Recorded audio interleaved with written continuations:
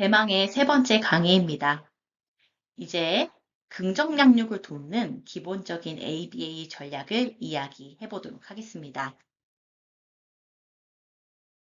제가 이 슬라이드를 넣은 이유는 저희가 어떤 행동에 대해서 지원할 수 있는 방법이 굉장히 여러 가지라는 점입니다. ABA 전략에 복합적으로 들어갔을 때, 사실 이 문제 행동, 정말, 짧으면 뭐 5년, 뭐 길면은 뭐 10년, 이 시간 동안 형성된 문제 행동의 감소를 가지고 올 수가 있거든요. 오늘 부모님들께 얘기해 드리는 이 ABA 전략은 이 중에서 아주 극히 일부입니다. 다만 제가 여기서 얘기하는 전략들은요, 부모님께서 자녀와 어떤 것들을 시작할 때 아주 기반이 되는 어떤 부모님의 양육 전략들이 될 거기 때문에 꼭 한번 실천을 해보시면 좋을 거란 생각이 들고 그만큼 쉬운 전략들로 구성을 했습니다. 자, 이때 제가 부모님들께 얘기 드리고 싶은 것은 바로 이 그래프입니다. 저희가 습관을 형성하려면요, 행동이 정말 습관적으로, 자동적으로 나오려면 최소 66일의 시간이 필요하다라고 합니다. 물론 처음에 오늘 배운 내용들을 적용을 해보시려면 난이도 상당히 높겠지요.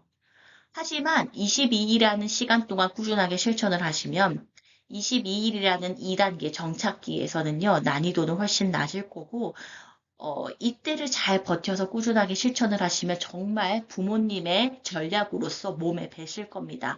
그렇게 되면 3단계의 습관 전환기에 와서 난이도는 아주 낮게, 그리고 내 기본적인 생활 태도는 긍정 양육을 실천할 수 있는 ABA적인 전략들이 몸에 밴 상태, 그 상태가 될 것이라고 생각하며 하루하루 변화를 위한 시간들을 채워나가시기를 바라봅니다.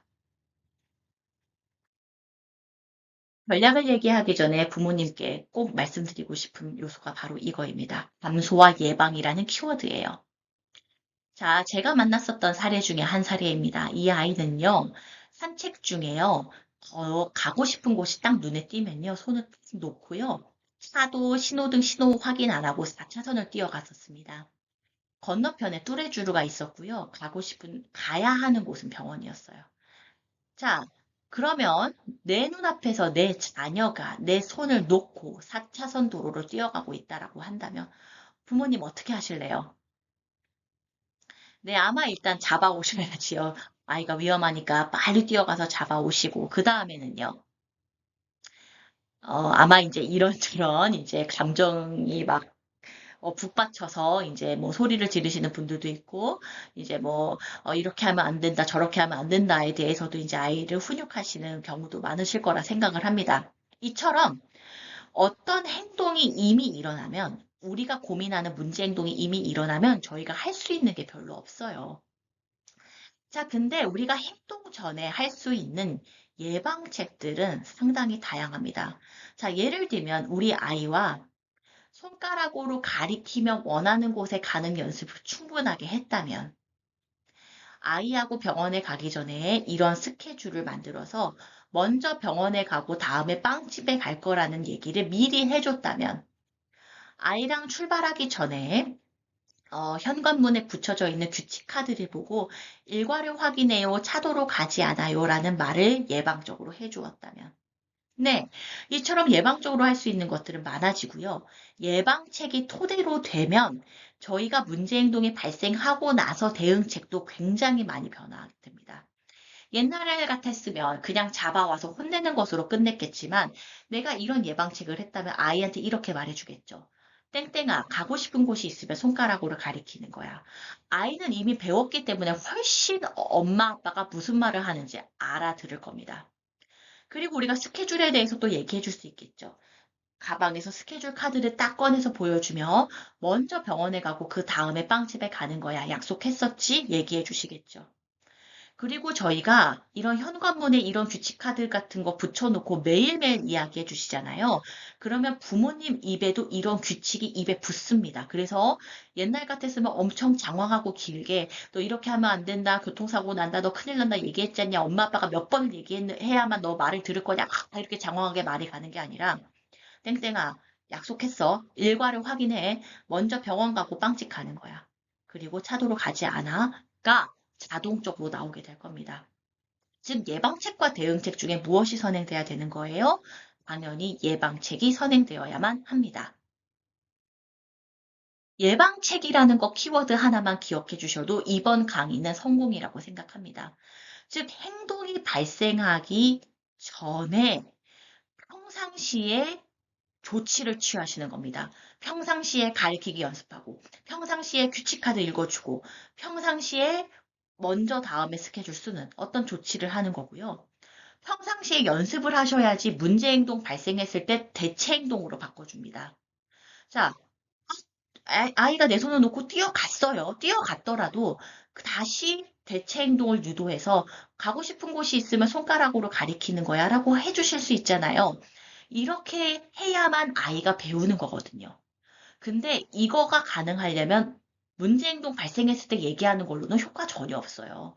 평상시에 얘기하고 연습해야만 아이는 문제 행동이 발생했을 때 엄마 아빠가 얘기하는 것들을 조금 더 귀 기울여 듣게 되고 교육의 효과가 발생할 수가 있습니다.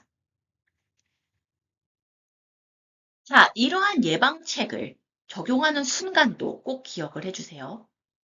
예방책을 적용하는 순간은요, 우리가 진짜 고민하는 행동 발생 전에 우리가 적용을 하는 건데, 그걸 더 설명드리기 위해서 제가 더 에스컬레이션 사이클에 대해서 설명을 드리려고 합니다. 이거 사이클은 뭐냐면요, 문제 행동이 어떤 방식으로 변화하는지를 보여주는 그래프예요.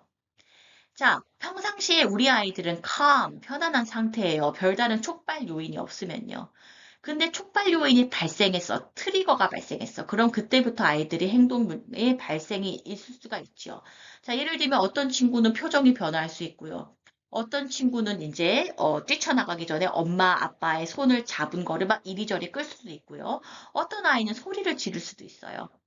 그래서 이 문제 행동이 적절하게 끊어지지 않으면 계속 올라가다가 피크 상태까지 가는데 이 피크가 우리가 진짜 막고 싶은 문제 행동을 피크라고 하는 겁니다. 예를 들면 뛰쳐나가는 거. 내 손을 놓고 딱 뛰쳐나가는 거. 그거만은 우리가 막고 싶잖아요. 아이들이 피크 상태에서 막 자신의 에너지를 발산하잖아요. 그럼 그때부터 문제 행동 발생 후에는 시간이 흐르면서 점점 문제 행동이 가라앉으면서 회복 단계까지 이르게 됩니다. 이러한 에스컬레이션 사이클은 무슨 얘기를 해주냐면요.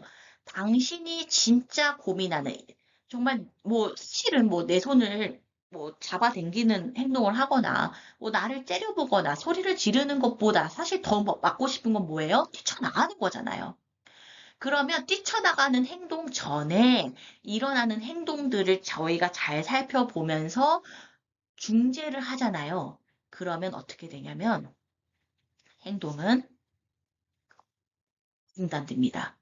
그리고 우리가 진짜 고민하는 문제 행동까지 가지 않을 수 있게 되는 거예요.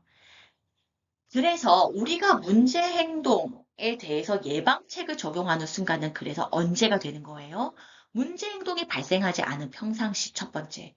그리고 우리가 이 문제 행동, 정말 막고 싶은 문제 행동 전에 나타나는 행동들을 전조 행동이라고 하거든요.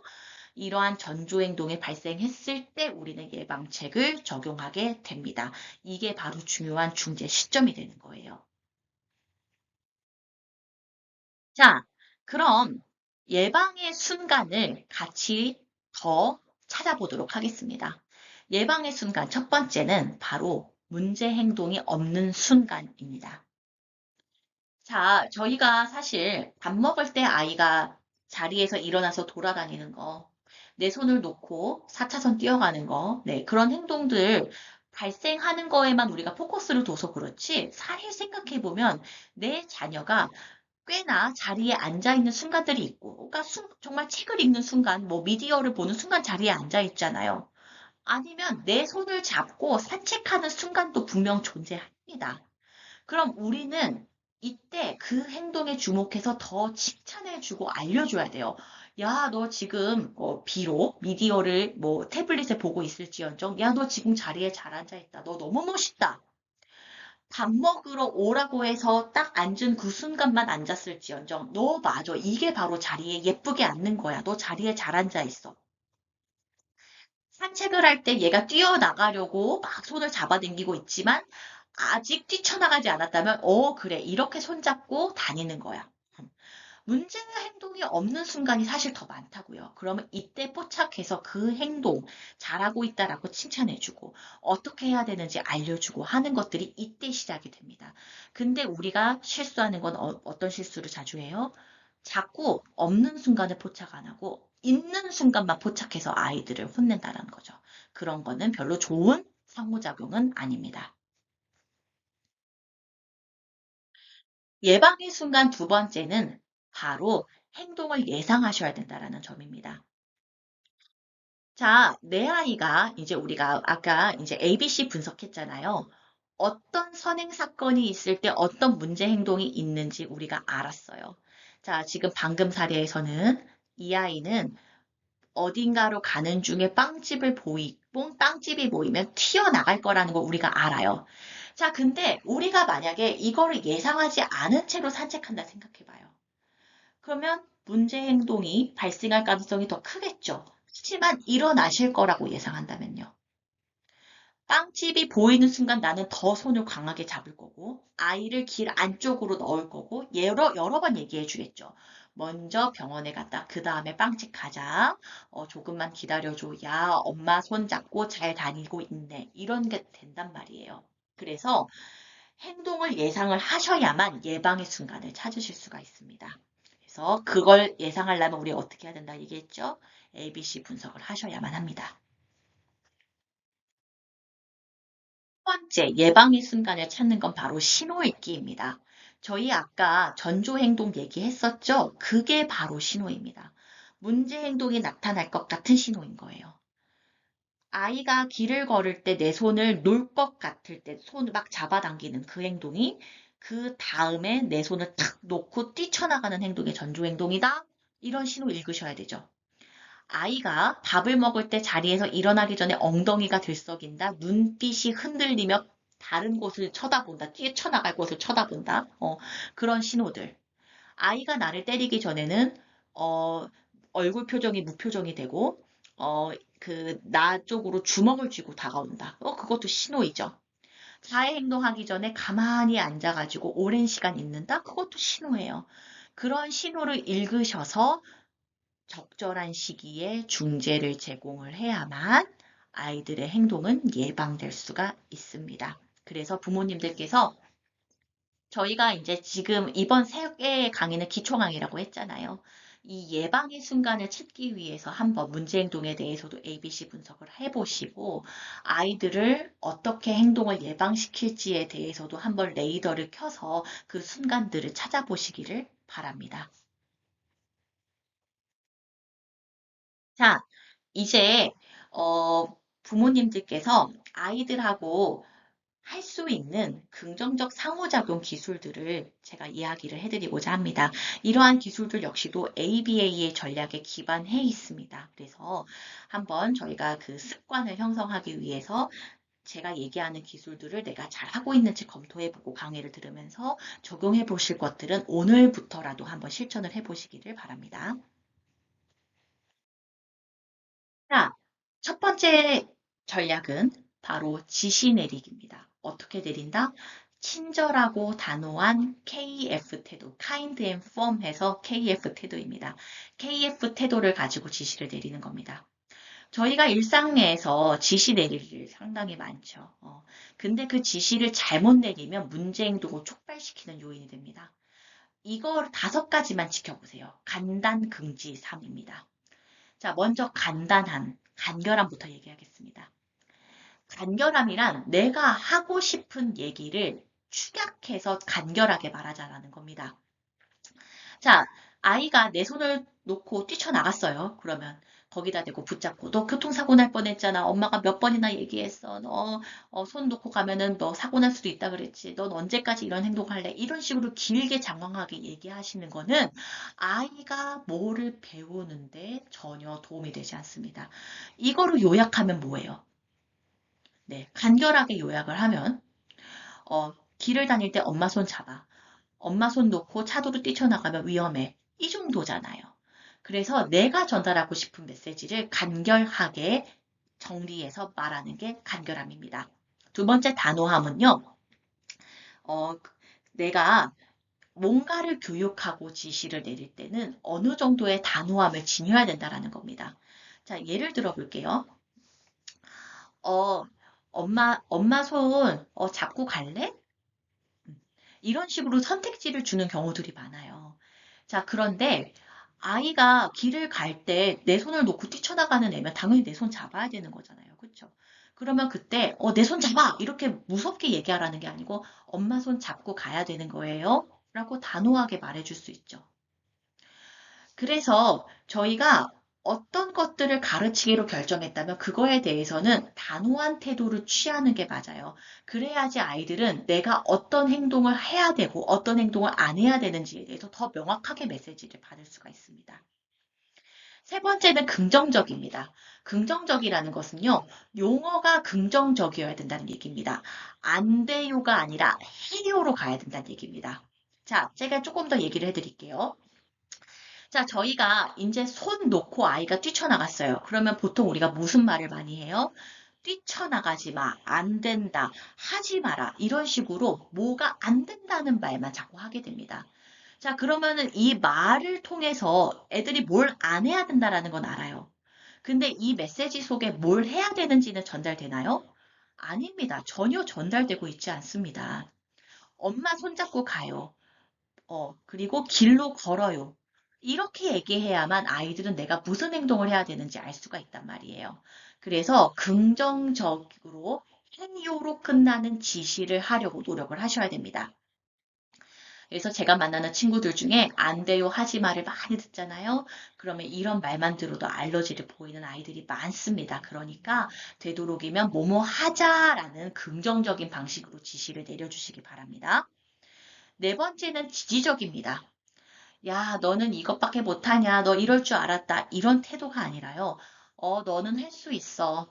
너가 오늘 비록 엄마 손을 놓고 뛰쳐나갔지만 내일은 엄마 손 잘 잡고 다닐 수 있지. 너가 자리에서 일어났어. 엄마는 너가 자리에 잘 앉을 수 있을 거라고 믿어. 이런 식으로 아이한테 하는 말이 비난, 넌 안 될 거야, 실망이야 라는 말보다는 넌 할 수 있어, 넌 해낼 거야, 넌 언젠간 할 거야 라는 지지적인 메시지를 계속 제공해야 된다는 겁니다. 이게 아다르고 어다른 아주 작은 차이지만 아이한테 가져오는 변화는 엄청나게 클 겁니다. 마지막은 3, 3번입니다.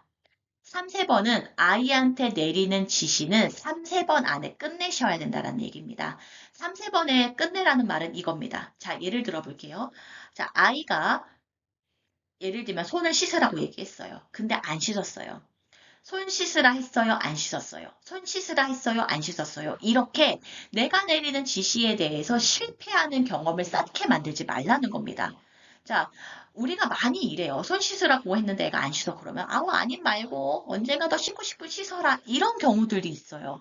그러면 아이들은 뭐가 어떤 걸 학습해요?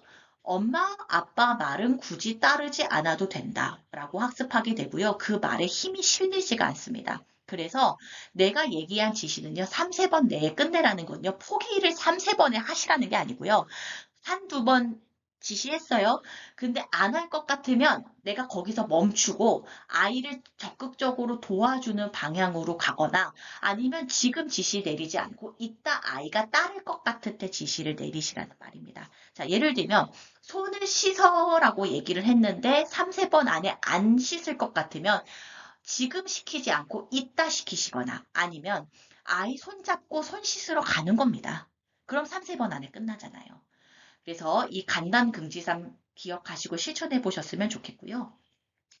복숭아 사례에서 어떤 지시를 내릴 수 있을지 한번 생각해 보시면서 그리고 내 자녀에겐 어떤 지시를 어떻게 간단 긍지삼을 지키면서 얘기해 줄 수 있을지 생각해 보시면서 실천해 보시면 좋겠습니다. 자, 다음은 거절의 기술입니다. 저희가 다 하라고 아이들이 하고 싶은 대로 다 하라고 얘기해 주고 싶은데 사실 그럴 수만은 없잖아요. 자, 그랬을 때 어떻게 거절을 잘 하면 아이들이 마음의 상처를 받지 않고 문제 행동을 하지 않고 거절을 받아들일까요? 이거는 세 가지 요소를 충족시키시면 됩니다. 마음 알아주기, 해결 제시, KF 거절입니다. 자, 첫 번째, 마음 알아주기는 욕구를 알아채는 과정입니다. 즉, 야, 이거 안 돼. 너 이제 더 이상 TV 못 봐. 이게 아니라는 거예요. TV 못 봐서 속상하구나. TV가 더 보고 싶구나. 이렇게 말해주라는 거예요. 너 지금 빵집 못 가? 빵집 안 돼. 병원 가야 되잖아. 이게 아니라 빵집 못 가서 속상하겠다. 아쉽겠다. 이렇게 마음을 읽어주라는 거예요. 신기하게 아이들은요, 정말 아이들 자체가 말을 능숙하게 못하더라도 마음을 알아주면 누그러집니다. 두 번째는 대안과 해결을 제시하라는 겁니다. 언제 어떻게 욕구가 해소되는지를 전달하라는 겁니다. 예를 들면, TV 못 봐서 속상하구나.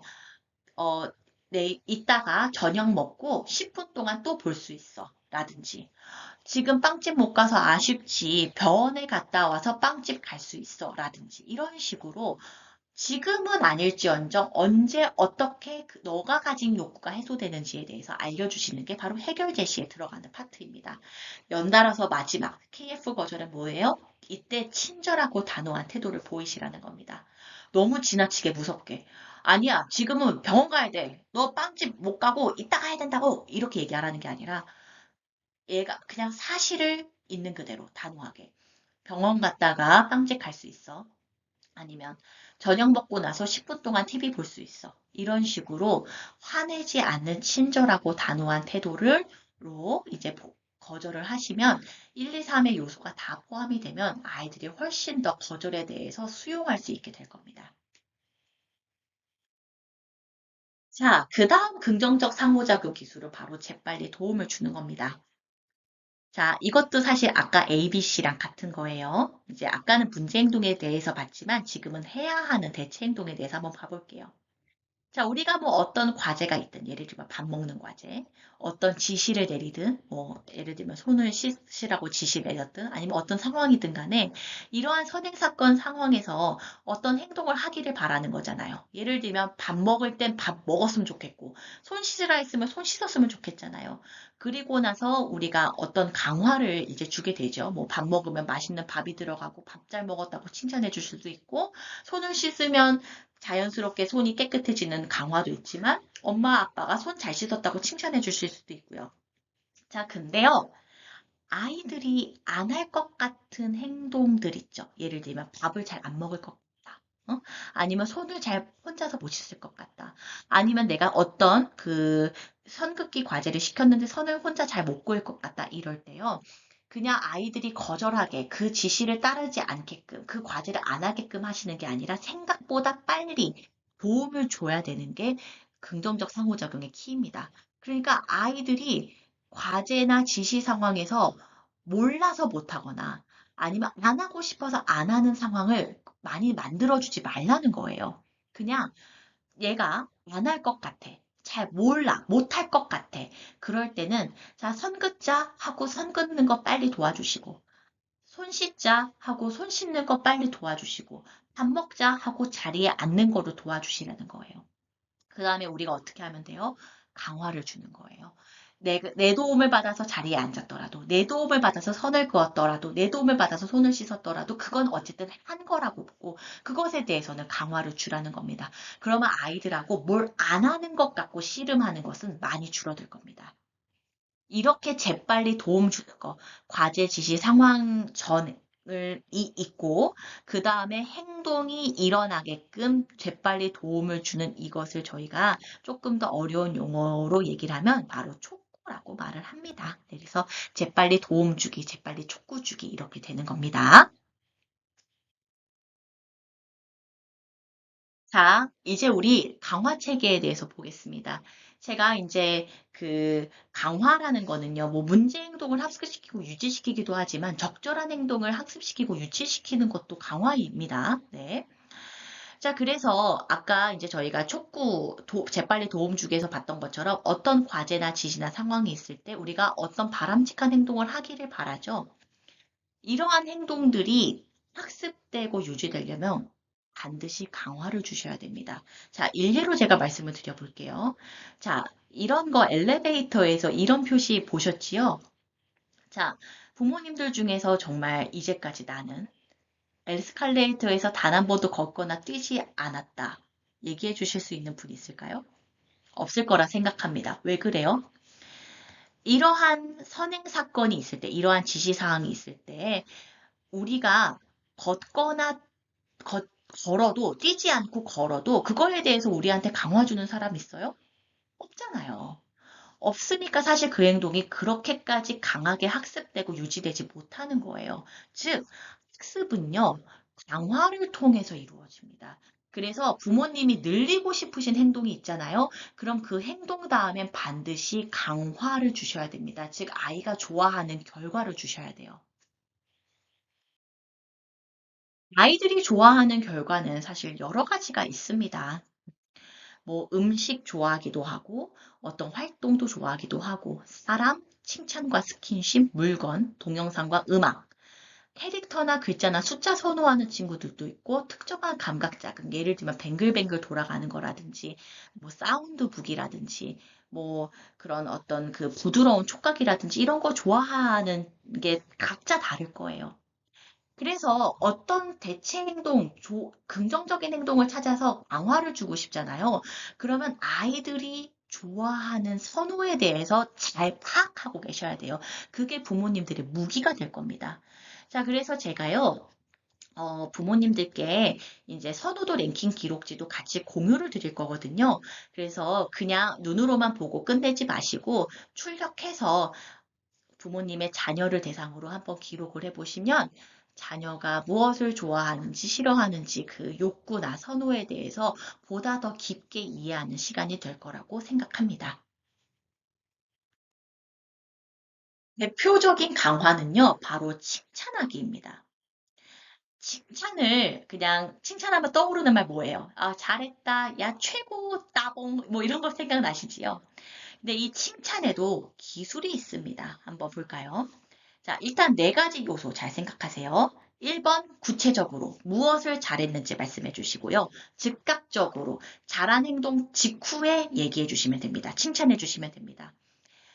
노력을 중심으로 그러니까 어떤 결과물 야, 밥 다 먹었어. 선긋기 다 했어. 이게 아니라 야, 선 그으려고 노력했구나. 잘했어.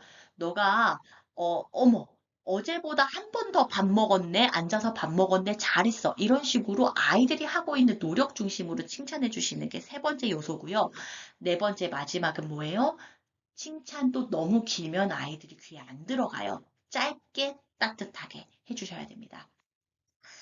칭찬할 순간 찾는 거 생각보다 쉽지 않아요, 부모님들. 특히나 문제 행동을 하는 아이들이, 자녀들이 평상시에 얼마나 많은 부정적인 피드백을 들을지 생각해 보세요. 칭찬 들을 사람 부모님밖에 없습니다. 그래서 이를 악물고 아이들에게 칭찬할 요소를 찾아보십시오. 제가 오른쪽에 뭐 여러 가지 상황에 대해서 제가 이제 칭찬하는 말들을 넣어봤어요. 제가 한 가지씩만 한번 읽어볼까요? 정리 너무 깔끔하게 했다. 보기 좋아. 속상했지만 동생을 안 밀었네. 대단해. 엄마 말 귀 기울여 준 거 정말 좋았어. 이런 칭찬들. 그래서 이거 한번 읽어보시고 1번부터 10번까지 우리 자녀에게 해주고 싶은 말 한 가지 정해서 오늘부터라도 칭찬을 해주시면 좋을 것 같아요. 그러면 아이들이 부모님이 바라는 대체 행동이 조금씩 형성되어 갈 거라고 믿습니다. 자, 이제 그 ABA 전략 중에 프리맥 원리라는 게 있습니다. 프리맥 원리가 뭐냐면요. 사람은 가끔 하고 안 좋아하는 스케줄 다음에 자주 하고 좋아하는 스케줄이 배치가 되면 가끔 하고 안 좋아하는 스케줄을 하는 빈도가 늘어난다라는 원리입니다. 자, 예를 들어 볼게요. 우리 사실 가장 많이 듣는 거 뭐예요? 자, 손 씻고 나서 놀아라. 어렸을 때 저희 생각해보면 숙제하고 나서 놀아라. 그런 거 다 프리백 원리예요. 부모님들도 현재 뭐예요? 어떻게 하세요? 하기 싫은 집안일 다 해놓고 TV 보고, 아니면 하기 싫은 회사 일을 다 끝내놓고 잠시 쉬고 이렇게 하시잖아요. 이게 자녀에게도 적용된다는 거예요. 가끔 하고 안 좋아하는 스케줄을 먼저 배치하시고요. 자주 하고 좋아하는 스케줄을 다음에 배치해 주세요. 자, 제가 여기 지금 먼저 다음에 예시 많이 넣어놨어요. 손 씻고 놀도록 해주시고요. 밥 먹고 나서 간식 먹게 해주시고, 숙제하고 나서 몰두해 있는 동화책 읽어주시고, 학교 다녀와서 놀이터 가는 겁니다. 이거 되게 쉬운 건데 생각보다 거꾸로 하시는 분들 많아요. 엄마 나 지금 놀고 나서 이따 손 씻을래? 그래라 지금 놀아라. 많고요. 엄마, 나 너무 배고픈데 간식 먹으면 안 돼? 그래, 간식 먹어. 그리고 나서 밥 줄게. 많습니다. 그래서 먼저 안 하고 싶어 하고 가끔 하는 것을 꼭 배치해 주시는 노력 해 주시면 훨씬 아이들이 행동의 그 수행 정도가 달라질 겁니다. 네. 그래서 여기 한번 예시 살펴보세요. 뭐, 그룹 활동하고 나서 간식 먹기, 급식실에서 앉아서 밥 먹고 나서 컴퓨터 하기, 이런 것들이 프리백 원리입니다. 자, 이렇게 첫 번째, 두 번째, 세 번째 강의 모두도 잘 들어주셨습니다. 바쁘신 와중에 많이 고생하셨고요. 오늘도 행복을 위한 한 걸음 걸으셨습니다. 내일 더 행복해지실 거고, 내일 모레는 더 행복해지실 거라고 생각합니다. 우리 하루하루 노력해 나가면서 우리에게도 좋은 습관을 만들고 자녀에게도 긍정 양육의 혜택을 주도록 해봐요. 모두 고생하셨습니다.